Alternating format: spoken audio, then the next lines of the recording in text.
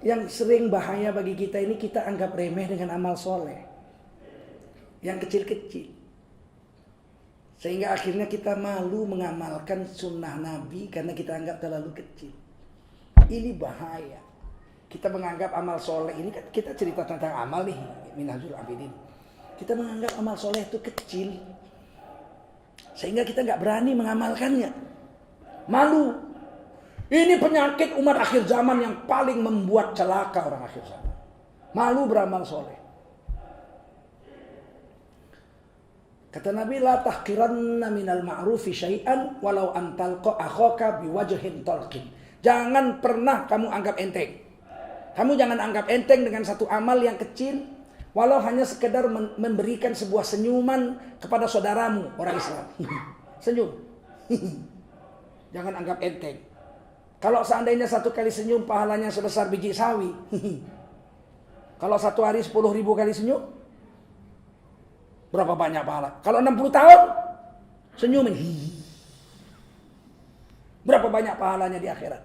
Tapi kan kita anggap enteng dengan senyum. Sama istri aja nggak mau senyum. Pulang mukanya udah manyun. Assalamualaikum. Habis itu ambil HP. Bininya dicuekin aja. Minum mas, baru itu. Aduh, kadang-kadang istri ini kasihan juga. Tapi kadang-kadang istri begitu pula, suaminya pulang.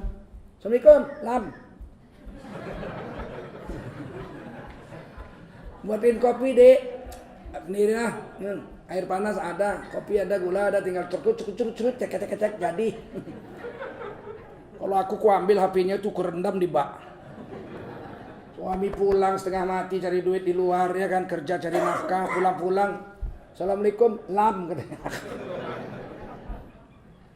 Padahal kata Nabi min alamati ahlil jannah tabassam. Ciri-ciri ahli sorga itu kemana-mana senyum. Jadi di dunia udah kelihatan ahli sorga senyum. Nah, ternyata kata Nabi ciri-ciri ahli sorga selalu tersenyum.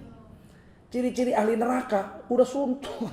Di dunia aja udah suntuk. Sama bininya, sama anaknya, sama bawahannya. Ke masjid pun gitu. Merbot masjid takut sama dia. Ini orang kok nggak pernah senyum. Ayo tersenyumlah, ya. Selalulah tersenyum. Mudah-mudahan kita masuk golongan ahlul jannah, ahli surga, min ahlil jannah. Kata Nabi lagi, kamu kalau masak makanan yang harum, baunya tercium tetangga sebelah, kirim satu piring kecil, walau kitun, walau satu potong kari kambing yang kau pasak, kalau sepotong kari kambing itu sepotong dagingnya kirim ke tetangga sebelah. Kalau nggak punya lagi dagingnya rupanya cuma 3 potong, sepotong untuk dia, sepotong untuk istrinya, sepotong untuk anaknya. Banyakkan kuahnya, kirim kuahnya ke samping rumah, berani? Ayo ibu-ibu berani nggak ketuk pintu? Assalamualaikum Bu Ratna. Waalaikumsalam. Saya masak kari, dari tadi kecium harumnya Bu, sampai perut saya melilit. Ini saya kasih ya kuahnya sepiring kecil. Berani nggak? Saya nanya dulu, ayo coba jawab dulu, berani? Enggak. Berani? Berarti kan kita nggak yakin dengan Rasulullah SAW. Itulah gunanya belajar kitab ini. Supaya kita itu jangan merasa malu beramal soleh. Karena Allah janji, "Faman ya'mal mithqala dzarratin khairan yarah." Siapa yang beramal berbuatan baik walau sebesar biji sawi. Sekarang saya tanya, mana lebih besar? Sepiring kuah atau sebutir biji sawi? Kuah. Ayo, kuah aja nggak berani apalagi biji sawi. Kalau beramal itu jangan milih-milih besar atau kecil. Apa yang bisa dibuat, buat saja. Sebab Allah melihat amal, walaupun sebesar biji sawi, Allah lihat, ya rohu, Allah lihat amal itu, dan Allah ganjari. Manja abil hasanati, falahu mislu, asyru amsaliha. Siapa berbuat satu amal, satu kebaikan, Allah bayar 10 kali lipat. Inilah memupuk hati itu agar kita mau taat sama Allah. Wala tahinu wala tahzanu. Kamu jangan takut, jangan bimbang, jangan ragu, jangan cemas. Wa antumul a'launa in kuntum mu'minin. Kamu itu derajatnya paling tinggi, enggak ada lebih tinggi dari kamu. Kalau kamu yakin beriman sama Allah dan Rasulnya. Rasul bilang, la tahqiranna minal ma'rufi syai'an. Jangan anggap enteng dengan amal baik. Kita malu. Yang berani sedekah kuah itu cuma orang Minang. Saya dulu naik mobil ke Bandung, naik bus. Itu 14 hari SMP. Libur sekolah saya bilang sama Umi, saya mau ke Jawa. Naik terbang aja lah, murahnya Merpati. Kalau Garuda mahal, Merpati kan murah. Dari Polonia berangkat aja, paling 25.000 waktu itu ongkos. Saya bilang, saya ini anak muda Umi, saya mau jalan-jalan, mau lihat tanah air. Atau naik kapal laut, nak 2 hari sampai, lewat Belawan udah sampai itu Tanjung Priok. Enggak, saya mau naik mobil. Payah lu nak, jalan belum diaspal. Nyebrang kadang-kadang pakai rakit. Itulah tantangan, namanya anak muda. Dikasih ibu saya satu keranjang plastik, isinya rendang, keripik singkong, pisang goreng. Udah tuh satu botol minuman pakai sumbet bagabos, disumbet. Dulu mana ada orang jual aqua. Untuk apa Umi? Saya bilang, nanti kamu lapar di jalan nak. Mana tahu mobilnya kecelakaan, ada kecelakaan, macet di jalan, mogok, nggak bisa nunggu sehari baru datang mobil derek. Kamu minum air ada, rendang ini sampai Padang nggak busuk sampai Jakarta. Saya masak yang bagus, nggak busuk, jamin Umi sampai Jakarta nggak busuk. Asal kau makannya ambil pakai sendok. Ini pisang goreng itu 3 hari nggak busuk juga pisang goreng. Cuman dia udah keras, saya makan. Keripik singkong sampai Jakarta sebulan nggak basi. Itu hebatnya Umi saya. Saya tanya Umi, kenapa keripik singkongnya nggak basi? Saya pulang.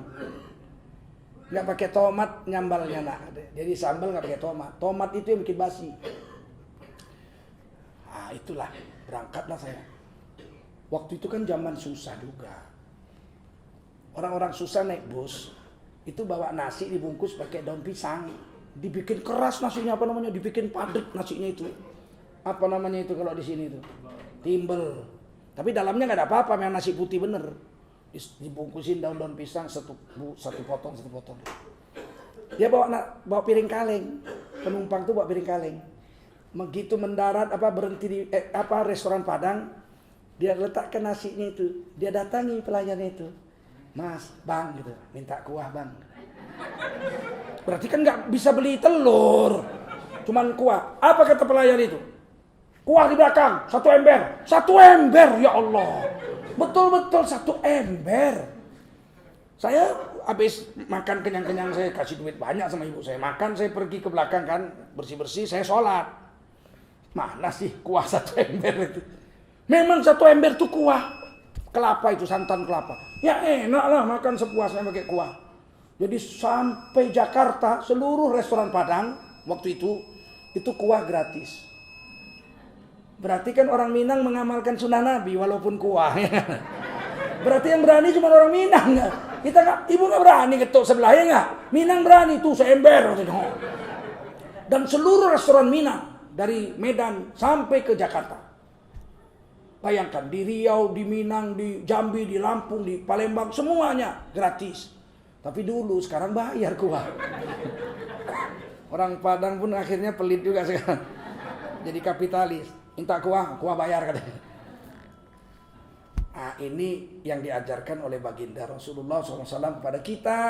Apa yang dibilang Nabi, jangan kita kecil, pahalanya kecil. Jangan.